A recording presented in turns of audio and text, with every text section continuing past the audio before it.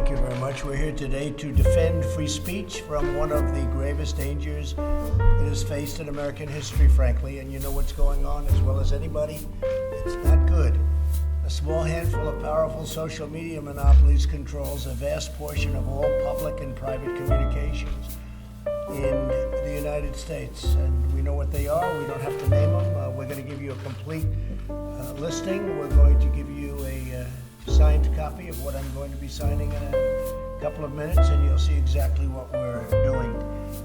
They've had unchecked power to censor, restrict, edit, shape, hide, alter virtually any form of communication between private citizens or large public audiences. There's no precedent in American history for so small a number of corporations to control so large a sphere of human interaction, and that includes individual people controlling vast amounts of territory, and we can't allow that to happen, especially when they go about doing what they're doing, because they're doing things incorrectly. They have points of view, and if we go by that, it's actually amazing that there was a success in 2016, but we can't let this continue to happen. It's very, very unfair. And you look at the statistics and you look at what is going on, and I think everybody would very much agree with that. Including Democrats, by the way. I saw quite a few Democrats are saying this is about time something is done. So let's see if they keep that decision after they hear that we agree with them. The choices that Twitter makes when it chooses to suppress, edit, blacklist, shadow, ban are editorial decisions, pure and simple. They're editorial decisions. In those moments, Twitter ceases to be a neutral public platform and they become an editor with a viewpoint.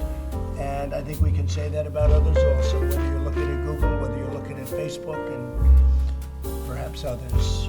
One egregious example is when they try to silence views that they disagree with by selectively applying a fact check, F-A-C-T, fact check. What they choose to fact check and what they choose to ignore or even promote is nothing more than a political activism group or political activism. And it's inappropriate. You look at what's happened, you look at where they're going, where they're coming from. I think you all see it yourselves. This censorship and bias is a threat to freedom itself. Imagine if your phone company silenced or edited your conversation. Social media companies have vastly more power and more reach than any phone company in the United States, more reach actually than your newspapers by far, more reach than a lot of your traditional forms of communication. Therefore, today I'm signing an executive order to protect and uphold the free speech and rights of the American people. Currently, social media giants like Twitter receive an unprecedented liability shield based on the theory that they're a neutral platform, which they are not an editor with a viewpoint. My executive order calls for new regulations under Section 230 of the Communications Decency Act to make it that social media companies that engage in censoring or any political conduct will not be able to keep their liability shield. That's a big deal.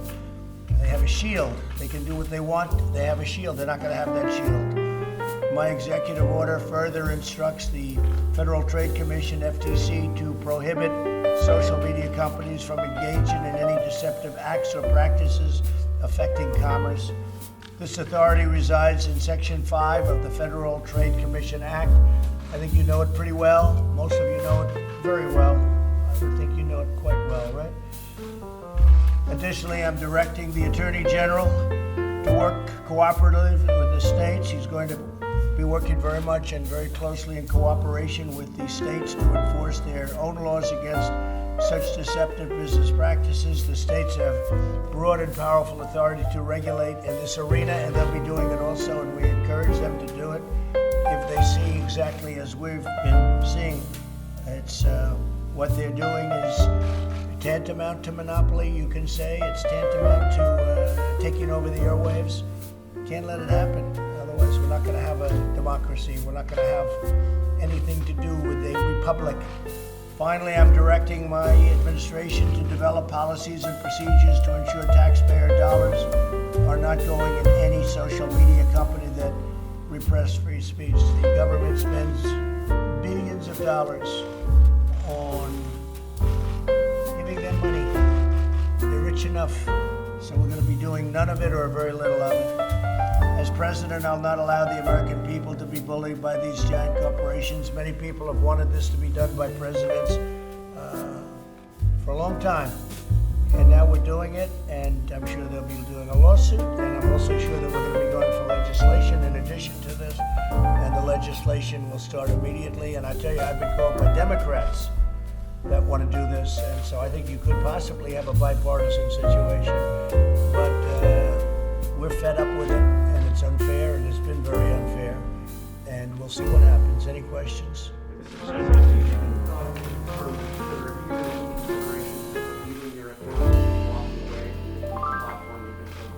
Well, you know, if you weren't fake, I would not even think about it. I would do that in a heartbeat. But the news is fake. If you look at what gets printed in newspapers, if only the public could understand where, you know, they're reading a story and they think it's real, and it's not real in so many cases. And I'm not saying in every case. You have some great journalists. You have some journalists that I have great respect for. But largely, I find, at least in a political sense, there's so much fake news, it's disgraceful. I would do that in a heartbeat if we had a fair press in this country, I would do that in a heartbeat. There's nothing I'd rather do than get rid of my whole Twitter account, but I'm able to get to, I guess, 186 million people when you add up all the different accounts and add Facebook and Instagram. It's a lot of people, and it's more than the media companies have, frankly, by a lot. And so if I get a story that's wrong, I can put a social media, I don't usually use the word Twitter, I say social media, but I put something out and the next day or the next hour or the next minute everybody's reading about it. So I'm able to refute fake news, and that's very important. I'd like to ask the Attorney General, please, to say a couple of words, and he's very strongly behind it, backing it very powerfully, and again, we're going to be doing this, we're also going through Congress. Well, as you mentioned, Mr. President, one of the things that I found has the broadest bipartisan support these days is the feeling that this provision, Section 230, has been stretched way beyond its original intention, and people feel that on both sides of the aisle. This was adopted 25 years ago to protect the fledgling industry, and its purpose was to allow websites that were serving as essentially bulletin boards for diverse third-party content coming on, to say that you're not responsible for the content of that third-party information. And it also tried to encourage these companies to take down things like child pornography or human trafficking advertising and things by saying if you act to remove this kind of objectionable material, you won't be liable for taking it down. Now it's been completely stretched to allow what have become really behemoths who control a lot of the flow of information in our society to engage in censorship of that information and to act as editors and publishers of the material. So when they put on their own content, like fact-check content onto other people's content, and when they curate their collection, and when they start censoring particular content, including in many cases at the direction of foreign governments like Communist China, they become publishers, and they shouldn't be entitled to the same kind of shield that was set up earlier. Now, this executive order is a very strong step toward addressing this problem. It sets up a rulemaking procedure that will eventually be under the FCC to try to get back to the original interpretation and understanding of Section 230. It also empowers the Attorney General to work with state attorneys general to come up with model legislation that addresses this at the state level. And we're preparing federal legislation, which we will be sending over shortly for review at the Office of Management and Budget. So this is an important step to get back to the original understanding. You know, there's a bit of a bait and switch that's occurred in our society. These companies grew because they held themselves out as public forums, as free public forums where a variety of voices and diverse voices could come on and be heard. That's how they grew. That's how they attracted the eyeballs. That's why people joined them. But now that they have become these very powerful networks of eyeballs, now that they've grown by holding themselves out as free public forums, they've now switched. And they are using that market power to force particular viewpoints. And that's wrong.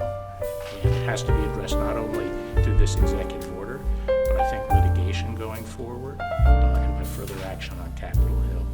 Thank you, Mr. President. Mr. President, Do you have any questions for the Attorney General? yes, actually, Attorney General, not only have you been against Section 230 and the President has been against Section 230, the Vice President has said he's against Section 230. Do you believe that the executive order that the President is about to sign in any way repeals or amend Section 230? No, it doesn't repeal Section 230. And I'm not against Section 230 if it was properly interpreted and properly applied. But it's been stretched, and I don't know of anyone on Capitol Hill who doesn't agree that it's been stretched beyond its original intention. I think this will help get back to the right balance. Mr. Attorney General, can you give us more details on the legislation both you and the President referred to? What do you want to do in that legislation? Well, we're still reviewing a number of possibilities, and it would be premature for me to discuss. And one of the things we may do, Bill, is just remove or totally change 230. What I think we can say is we're going to regulate it. It's a provision, and we're going to regulate it. You take a look at this as an example. This was just Twitter moments on the Mueller witch hunt. So we won. We were in the right. You see what's happened. It's a total fraud. It was a total fraud. 76-1. Okay, 76-1. You look at it. You think that's fair? Twitter classifies the term illegal alien as hate speech. Illegal alien. And viciously. You look at what China, I mean, just article after article. Here's one. This is the arbiter. This guy is the arbiter of what's supposed to go on Twitter. He's the one he thought, and he used CNN as a guide. CNN, which is fake news. He uses CNN as a guide. His name is Yoel Roth, and he's the one that said that mail-in balloting, mail-in, no fraud, really? Why don't you take a look all over the country? There's cases all over the country. If we went to mail-in balloting, our election all over the world would look as a total joke. It would be a total joke. There's such fraud and abuse, and you know about harvesting, where they harvest the ballots and they go and grab them and they go to people's houses and they say, sign here. No, it doesn't work out. Now, an absentee ballot, you can't be there or you're sick, and you go and you register and you do all sorts of things to get that ballot, and there's good security measures, but when they send out, like in California, millions and millions of ballots to anybody that's breathing, anybody in California that's breathing gets a ballot. Mr. President, that's not true. So here, excuse me, wait a minute, I'm not finished. So here's your man, and that's on Twitter. And the amazing thing is he's wrong. And even no matter who it is, they will admit that he's wrong, because there's tremendous controversy on mail-in voting. And I can say this, the Republican Party cannot let it happen. Go ahead. We know Gavin Newsom, Governor Newsom, has not sent ballots out to everybody in California. They're only going to registered voters. How many are So there? what your tweet said was not wrong. That was not correct. It was wrong. Oh, really? So we sent out 28 million ballots, and they're in all the mailboxes. And kids go and they raid the mailboxes, and they hand them to people that are signing the ballots down the end of the street, which is happening. They grab the ballots. You don't think that happens? There's ballot harvesting where all of us, we had 7 elections for Congress, and they were like tied, and they lost every one of them because they came and they dropped a whole pile of ballots on the table. If you don't think they rip them out of mailboxes, it's all the time. You read about it. You can read about it. Take a look. They do worse than that. In some cases, they won't sell them like to a Republican community, a conservative community. They don't happen to send the ballots to those communities. And there's no way of checking. No, you have to go and you have to vote. Voting is a great thing. Voting, we would be the laughing stock of the world. And if you just use common sense, you know that's going to happen. But they raid the mailboxes. They can even print ballots. They get the same paper, the same machine, nothing special. They get the same paper, the same machine. They print ballots, and Bill would have to do a great job to catch him doing it, or your state authorities would have to.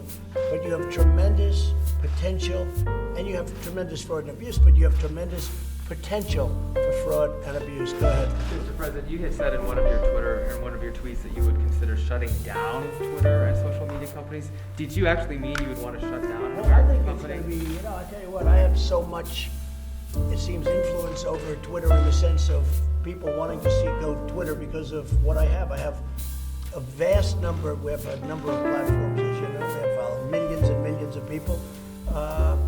I think this, if Twitter were not honorable, if you're going to have a guy like this be your judge and jury, I think you shut it down as far as I'm concerned, but I'd have to go through a legal process to do How would that. you shut down an I don't American- know, I'd have to ask the lawyers, I'd have to go through a legal process.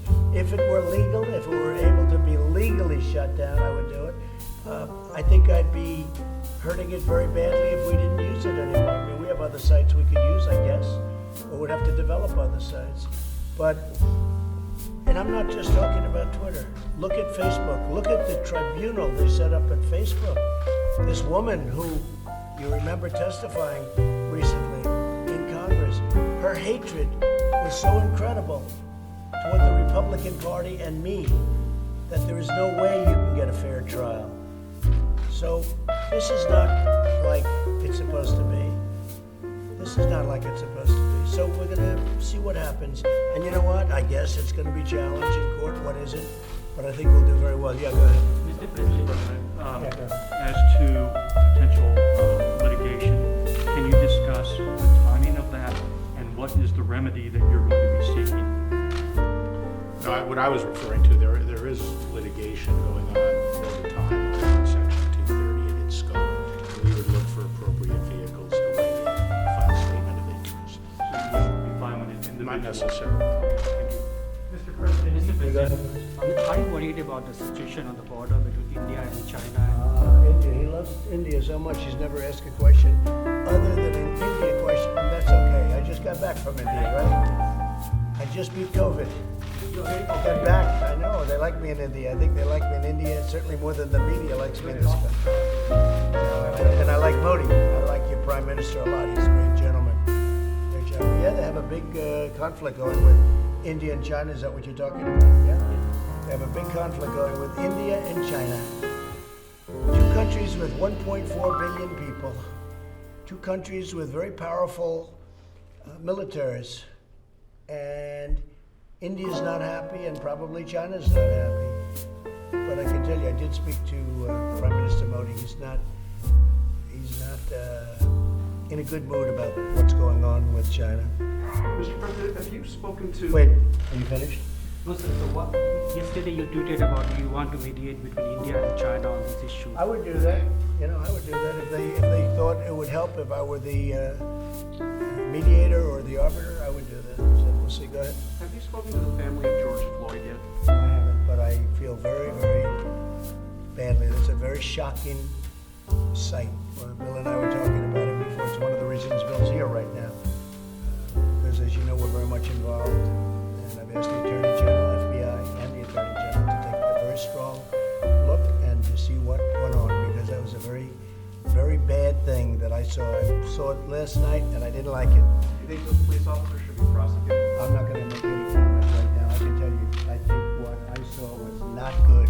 Was not good. Very bad. Anybody else? are you definitively staying in the U.S.-China trade deal? We'll be announcing what we're doing tomorrow with respect to China. And we are not happy with China. We are not happy with what's happened. All over the world, people are suffering. 186 countries. All over the world are suffering. We're not happy. Okay. Thank you very much, All everybody. right, press, let's go. Come on, come on.